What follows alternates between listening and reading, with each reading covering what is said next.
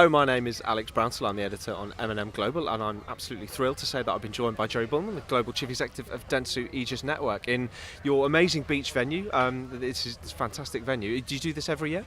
We've had the beach house for 6 years now, when you had that sort of recessionary period in advertising, beach presences were not that expensive, so we took one, and obviously it's now prime real estate in Cannes, and we kept it for 6 years, renew every year, and interestingly, it's 3 times bigger than it was when we took it over in 2011, which coincidentally is how as the business has grown. The business is now 3 times larger than it was in 2011, so it's growing in terms of the size of the business at the same rate. Yeah, well, we'll come to Cannes in a moment. Yeah, but how's the year been so far? Has it been a positive year overall for the business? We've had a very good year so far. We came into the year with a lot of momentum. We ended last year with 9.4% organic growth, some 17% growth overall.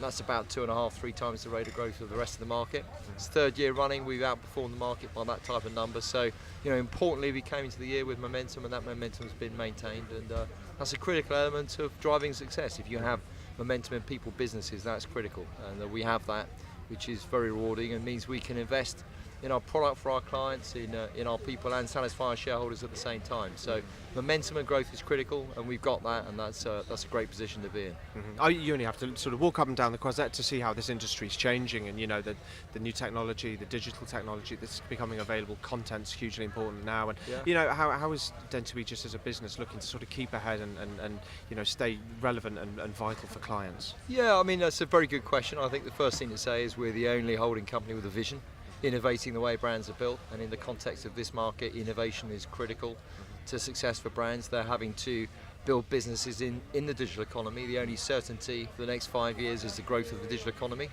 Clients have to build digital economy businesses if they want to thrive and succeed. So we're putting our business at the heart of the digital economy, and in doing that, that means we're getting rid of as much legacy as we can. We're not creating new legacy. Legacy is an obstacle to speed and growth. So we're very focused on being a digital economy business, and that's about providing the right product suite in terms of brand commerce, in terms of digital media, in terms of content creation, to enable us to leverage the ecosystem on behalf of our clients. And that's where we're focused as a business, both from an organic perspective and from an M&A perspective. Last year we did 34 acquisitions. We've done 12 so far this year. That helps accelerate our strategy. Helps put us at the heart of the digital economy by bringing in businesses that are digitally centric, that are focused on leveraging that ecosystem.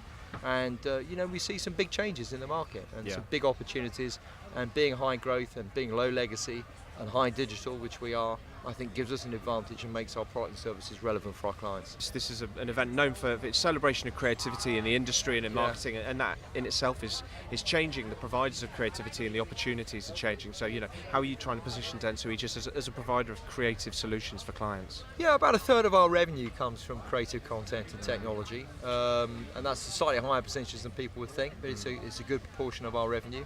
And what we're very keen on and making sure is our business is our creative business is a new model of creative business, rather than trying to recreate the old advertising model that was existed many years before. So the reality is what's happening in terms of creative and content is that consumers are changing, and you have to reflect those consumer changes. And trust in brands and trust in advertising used to be very much based on beliefs, and the strong brand commercial messages. You create a belief around a brand and a brand promise, and people believe that. But now they don't. Trust doesn't mean the same thing anymore. Nowadays, people don't trust in a belief basis. They trust their experiences. What do their peers say? What do they experience from the service? What's the utility of that brand? So creativity is about creating immersive experiences. Immersive experiences are much more valuable than just a one-directional message. And immersive experiences is about utility for brands. It's about creating that engagement through creativity that's much more involving, that is multifaceted in terms of the type of content and in terms of channels you use. So if we think about creativity, we think about creating brand experiences for consumers that will support brands. And that's very much a brand commerce approach. Every time you, as a consumer, you interact with a brand, you should be able to buy it. You should be able to engage in commerce. That's a much more complicated infrastructure, and we have to do it in a more addressable way, much more relevant messages and more real time.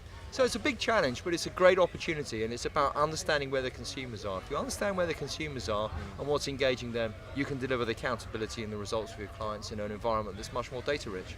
And I'm sure there's a few of the digital and tech companies that are, on yachts and on the beach, but, might question the role of agencies in all of this. Are agencies still the best placed companies to provide all of those services and that creativity for clients? And I'm guessing that you feel that absolutely, agencies still do. It's a question I hear quite a lot. I think, we are very keen to get our ad tech media partners to support us and to help us. Yep. And, they're very important and they're very scaled.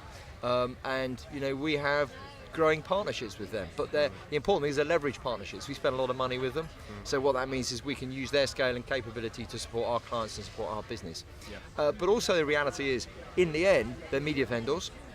And I have a lot of respect for Google. They're hugely successful, they're great partners of ours, and I think they're amazing. But in the end, as a client, if you go and see Google, they're going to recommend more Google. That's what they recommend. So agencies have a role to disseminate the best routes, the best channels, what's the best creative solutions, how to create engagement across a number of channels, because consumers don't just use Google and don't just use Facebook and don't just use Amazon, they use a whole range of them. And the more, nowadays, they use even more. So, agencies are hugely important if they take responsibility to help clients navigate that ecosystem and execute in that ecosystem around the right strategy that's going to deliver business outcomes for them. As long as agencies continue to do that, continue to be relevant.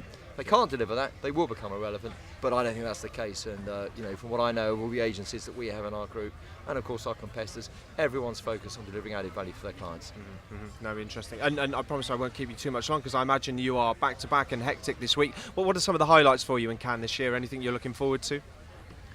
Cannes a fantastic opportunity to meet hundreds of clients, hundreds of your own clients you don't always get the opportunity to see. Also to meet your partners and to meet a lot of your people, and doing a lot of that as well. And getting into the auditorium is a bit of a bonus, but there's been a couple of really good sessions already. I thought Eric Lidke from Adidas did a fantastic job. Burberry with Christopher Bailey and Anna Winter, that was amazing too. So there's been a few sessions I've had the opportunity to get along to, and they've both been really good. And there's many others, but the reality is that you can't spend your whole time in the auditorium. No, of course. It's a busy week, and thank you so much for freeing up some time to chat to us. Really appreciate it. Thank you very much. You're very welcome. Thank you.